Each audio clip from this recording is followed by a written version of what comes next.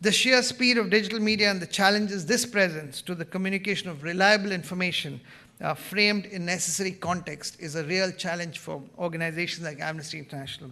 And increasingly, in our times, the overwhelming daily onslaught of information and appeals for our attention through the very expanding, ever-expanding array of media channels.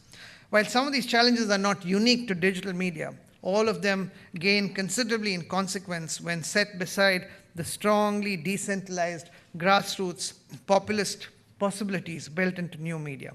Amongst the most critical are government attacks on freedom of expression via digital media, and these take many different forms. State-sponsored censorship of the internet has increased significantly in recent years. Amnesty reported in 2008 that the so-called Chinese model of an internet that allows economic growth but not free speech or privacy has increased from a handful of countries to dozens of governments. Especially over the past decade, governments in all regions are using, within quotes, national security, emergency, and other laws to monitor, censor, obstruct, and block new media activity. In the past year alone, activist bloggers across the Middle East, as well as countries such as Azerbaijan, Cuba, China, Malaysia, and Vietnam, have been detained, held incommunicado, placed at risk of torture, and imprisoned following grossly unfair trials.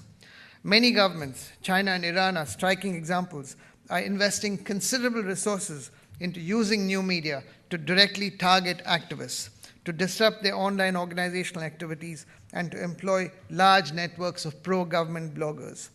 The US government has indicated that it's conducting a legal investigation into the action of WikiLeaks and its founder, Julian Assange. Many of you are following that, I'm sure. A number of US political figures have called for the criminal prosecution of Assange.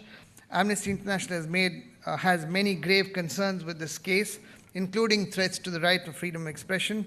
I must say that we had robust dialogue with WikiLeaks when they initially published the Afghanistan records, because we had concerns about the impact that could potentially have on the sources and the revealing of the sources.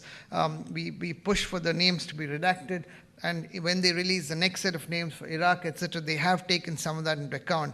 But we have been very concerned about the muzzling effect on WikiLeaks and the unlawful, inhumane treatment of Bradley Manning, the soldier accused of leaking information to WikiLeaks. As you probably know, there was a senior government official in the US state administration who had to lose his job on the Bradley Manning case just a few weeks ago.